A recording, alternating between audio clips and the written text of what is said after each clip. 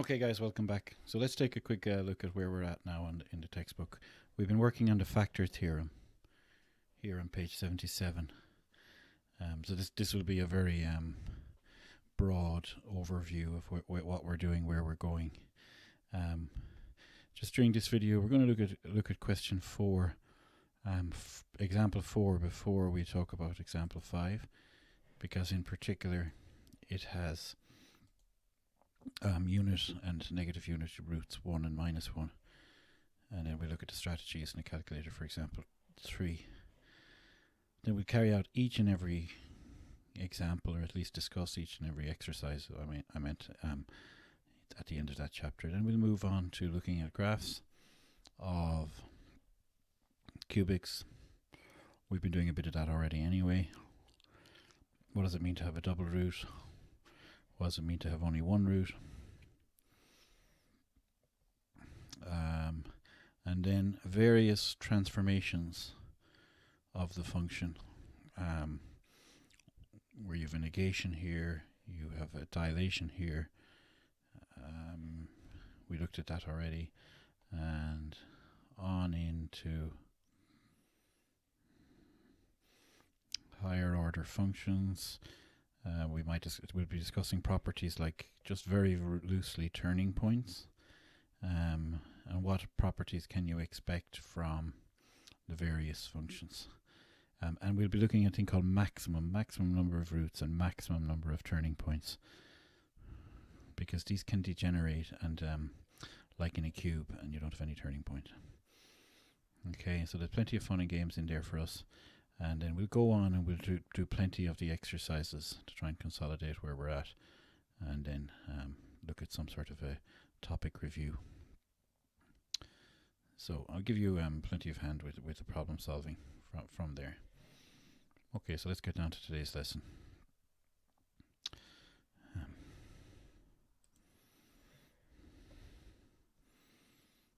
Bear with me now, I'll get my bearings.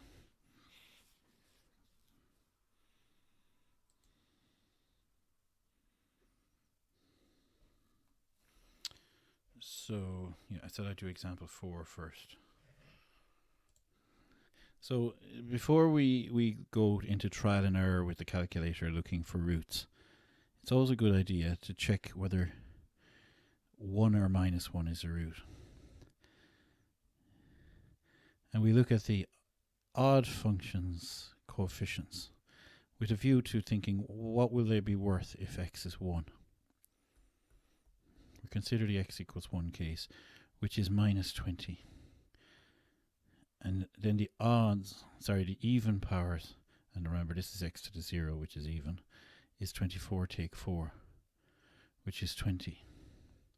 Okay, now these eliminate, so our conclusion is x equal 1 is a root. Okay,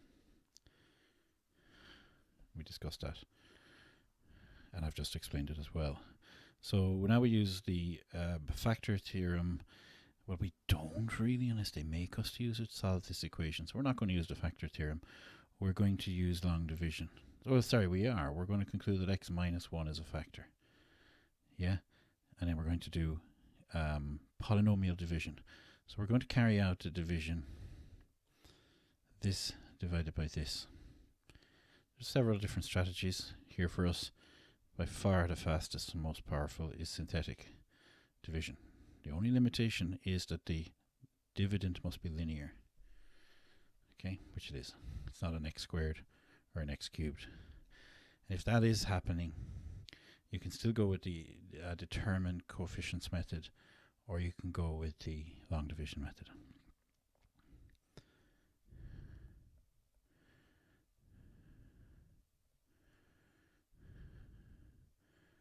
Leading term is taken down, multiply, add, multiply, add. Now, there we go. We have confirmed yet again that x equals 1 is a root, and we have 2x squared minus 2x minus 24. I could have taken out that 2 on day 1. and we did in class, but I forgot to do it there. So anyway, that's okay. We set that to 0 and we take out that 2 now.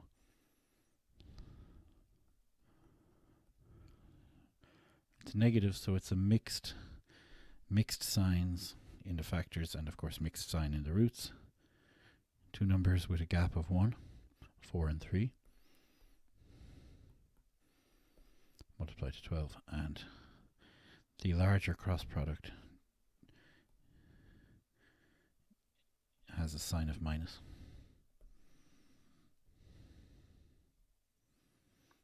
We're solving the equation, in which case we won't labor, we won't spend a lot of time communicating what the roots are, what the factors are. We don't need to. So the solution is x equals 1, which we originally knew, 4 and negative 3. Now those roots are a set, and the set does not need to be in order. So there's no need to go rearranging them. Just leave them like that, whatever way you wrote them down. Now example 3, your first move is always to check for 1 and minus 1. That is minus 11, and this is neither plus nor minus 11, it's 7. So neither 1 nor minus 1 is a root.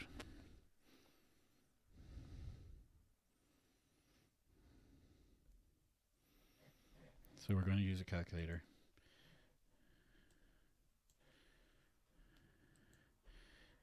In tabulation mode, table mode.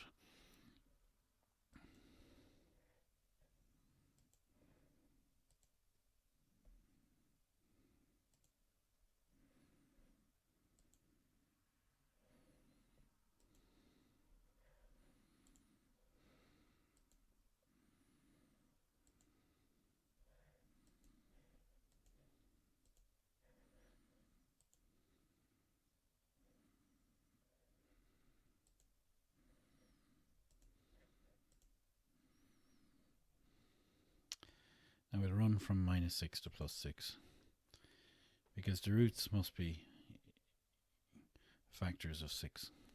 That's the that's the numerator of the roots.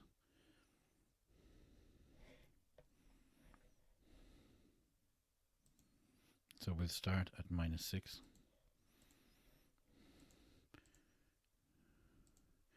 We'll end at 6.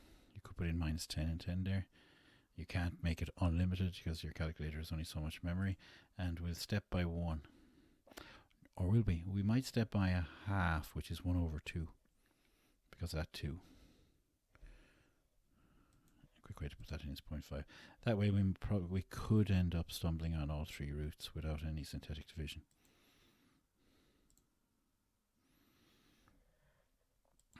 Okay, and we're going literally fishing for roots now. 1 will do us.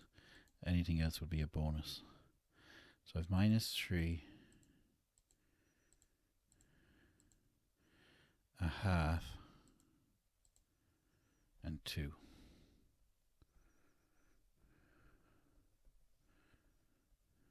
Are the roots.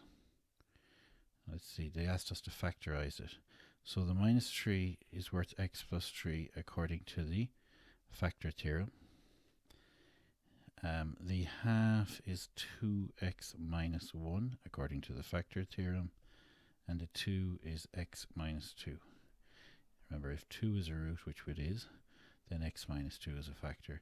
So in that case, there was no surd roots, compound surd roots, and no compound conjugate roots, and so all 3 roots were rational.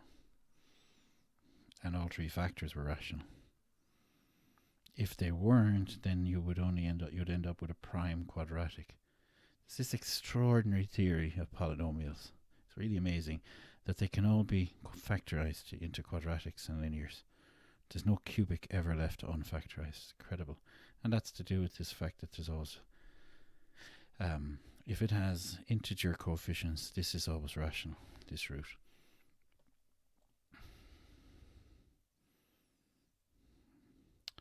Okay.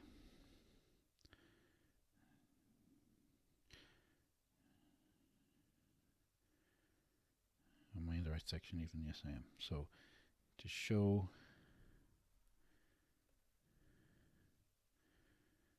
that this is a factor, that's the same as to showing f of 3 is a root.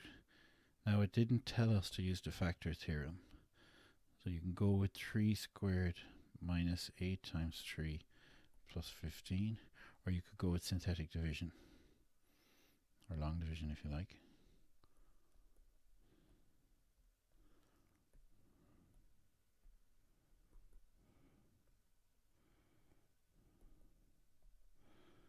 Okay. So you could just say, look, x minus 3 by x minus 5. When there's only two numbers here, they're referring to the x coefficient and the linear and the independent coefficient. Remainder is 0 is the important thing. So you're either saying either of these work, f of 3 equals 0, or you can say f of x over x minus 3 equals x minus 5. And you can just say r equals 0. They know what that means. The remainder is 0.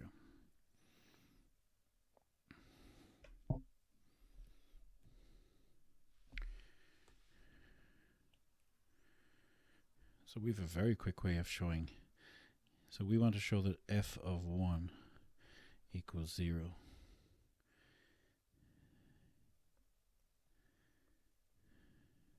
So f of 1 equals 8 take 8 equals 0.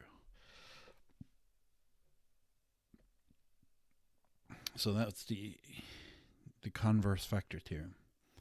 Okay.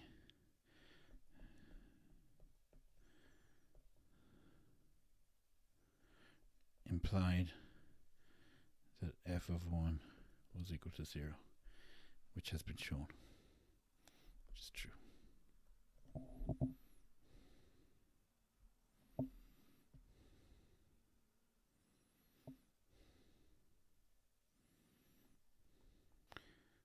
Just watch out for the sign.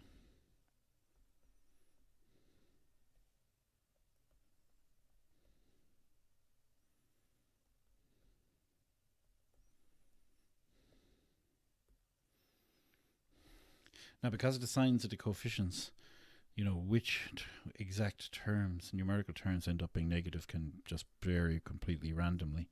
But it's a good idea to sum the positives and to sum the negatives.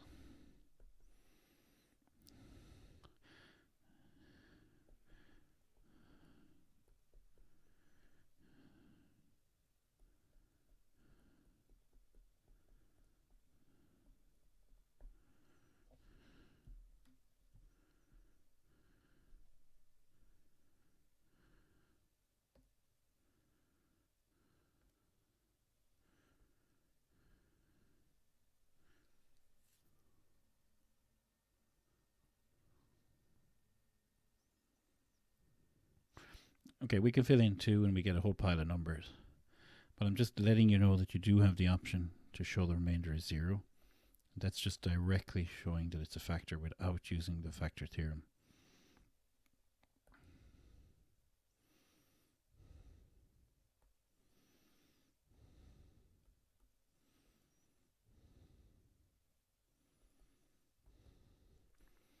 Okay. So you can just say f of x over x minus 2 has 0 as remainder. So now we did not use the factor theorem, so x minus 2 is a factor. You can be more explicit than that. You can go on and to say x minus 2 by 2x squared plus x minus 10 equals f of x. So you have it all sorted. So I'll leave that as an exercise. So no matter what way we do this, we're dealing with fractions. We can go with f of a half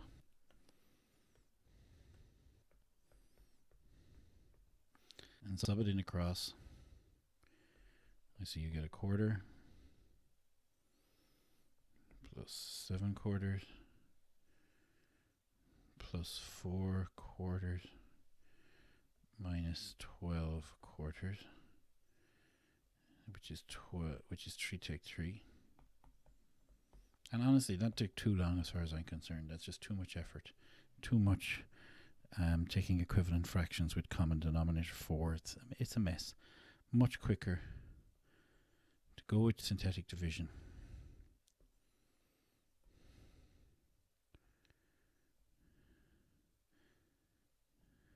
Knowing that we need to divide our quotient, which will come along here, by 2.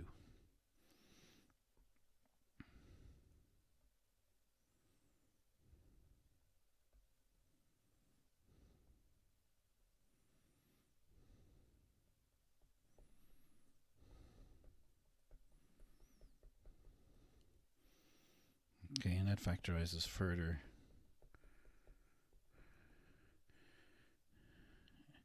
And if you want to just write all the factors now, that's what you have.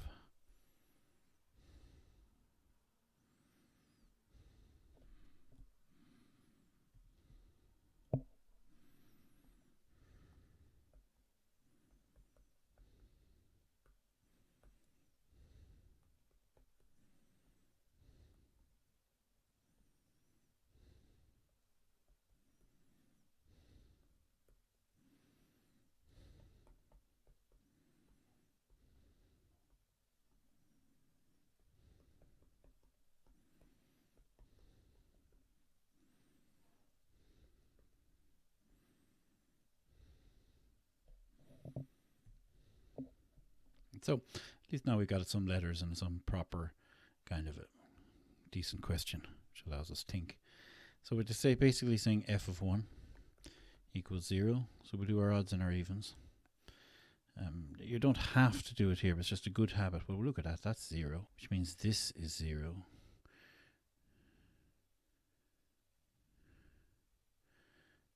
Okay. So they have to be equal. Now they have to be opposite equals, but what's opposite equal to 0? Is 0. Like what's the negation of 0? It's minus 0. Straight away then you have k equals 8. See, almost no work at all.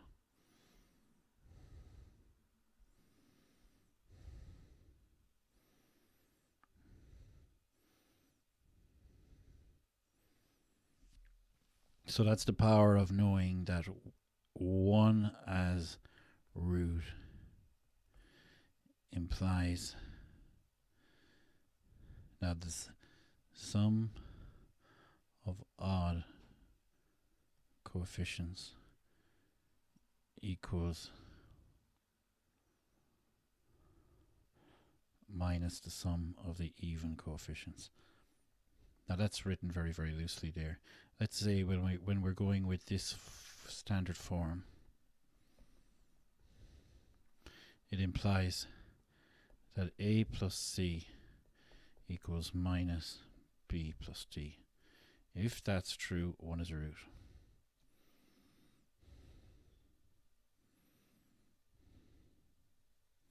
And if a plus c equals b plus d, that implies minus 1 is a root.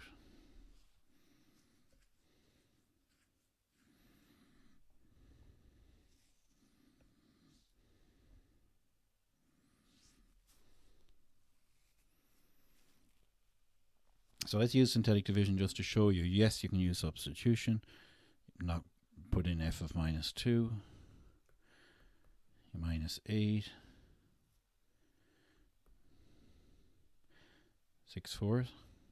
24. Minus 2p. Plus 6. There the positives 30. Right, 30 take 8. 22 minus 2p equals 0. P equals 11. And let's use synthetic division. 1 6p 6 minus 2. 1 minus 2 4 minus 8. Just go p minus 8 here. Okay, go 16, I'm multiplying by minus, so it's kind of handy to swap the number and the variable. Minus 2 by minus 8 is 16. Minus 2 by p is minus 2p. Add them. 22 minus 2p is 0. 22 equals 2p. P equals 11.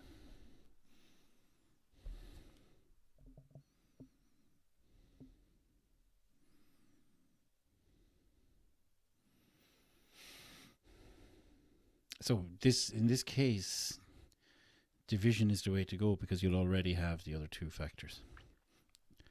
Now they've been told you there are two other factors. That's not a given. It implies b squared minus 4ac. It implies that the square root of b squared minus 4ac is not surd. Anyway, let's get going on this. 3 divided into with synthetic division.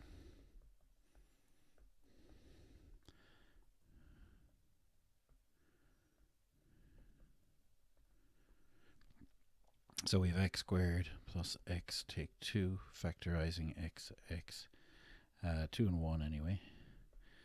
This one is positive. This one is negative. Okay, go back to your 3x minus 3. So now I have x minus 3, x minus 1. I wouldn't go working out and worrying about how they go in order. But if you are going to worry about that, you probably want to put the most positive one here and the most negative, say, factor coefficient, if you like, here, because then they're lined up with the number line.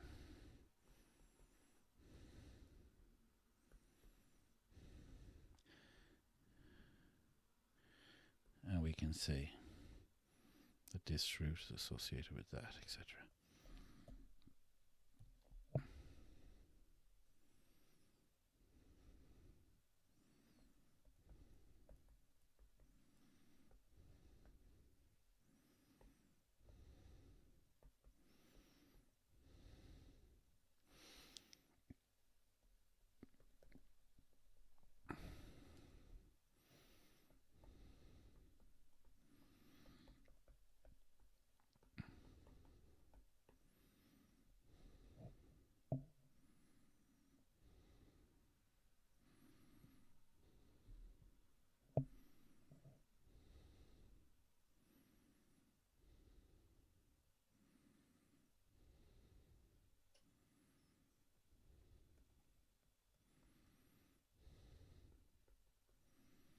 So I have 1 and minus 1 as roots.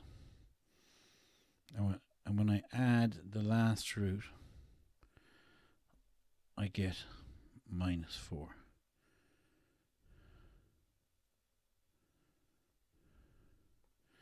So the last root is minus 4. So I have x, and because it's 1 and minus 1, you really don't have to do any work, and you don't have to do any cognitive load around switching the sign here. Because even if you thought that was associated with this, which it wouldn't be, one mistake would cancel out with the other one. You have a last root of minus 4, which is x plus 4. But they did say use the factor theorem. So if I did this in an exam, I may not expect, and I shouldn't expect, to get the full marks, because that's where you got to watch out for. Use the factor theorem, which says, well, it says you better state this and then state this. That'd be enough, though, to say that x plus 1 is factor. X minus 1 is a factor. And they didn't tell you how to proceed, so using the fact that you know that the negative sign of that is the sum of the roots is one method. There's many, many other methods. Just divide minus 1 in and take a quadratic and factorize it. Leave that as an exercise. That's 0. That's not 0. So we're going to have to go to trial and error on this. Hold on, is that true? Hold on. This is 0. Yeah, and this is not 0. So they're not, they're neither equal to each other nor negations of each other. So this is an example of you really must take out the calculator and go fishing.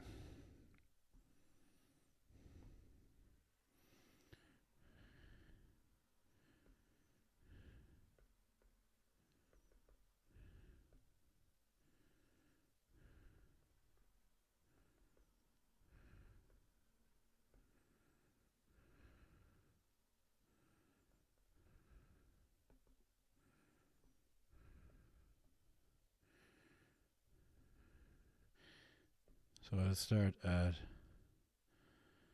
minus 10. I'll end at 10.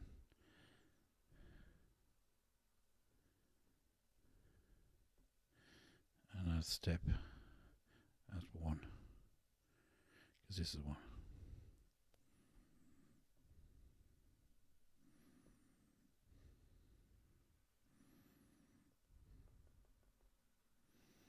There's a root at minus 5.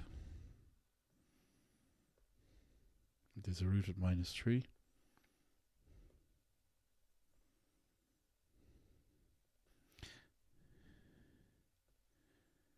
Minus 3. And there's a root at 2. Minus 5, minus 3.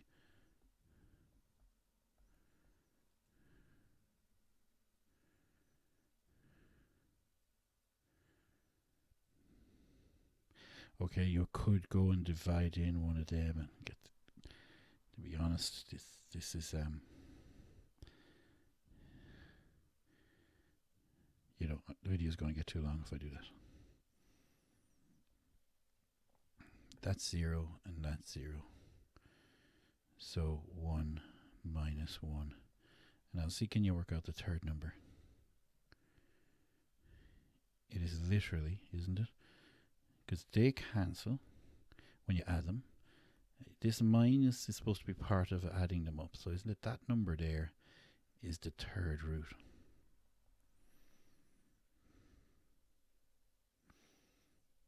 And indeed it's that number there too. Because these, when you multiply them, bring in a minus. But there is a minus associated with the addition and so on. So it's definitely 4.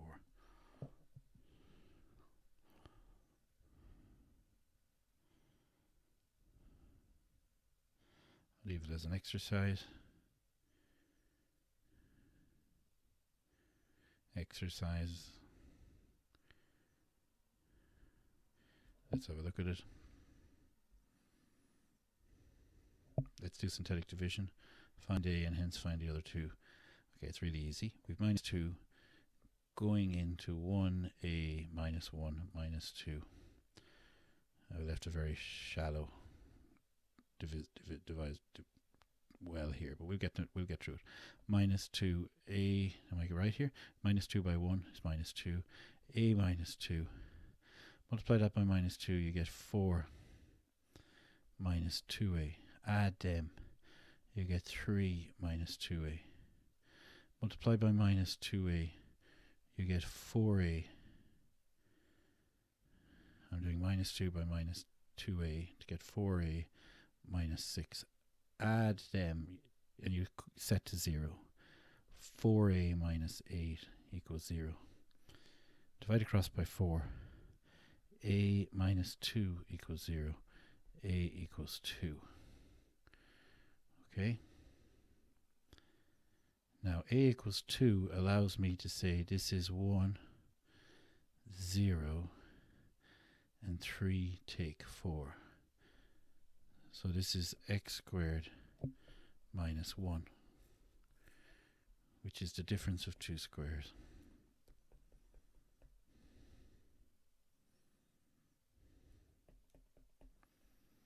Now, I'm going to end the video before I lose it and post it, and then I'm going to continue on from question 14. Okay, see you in the next one.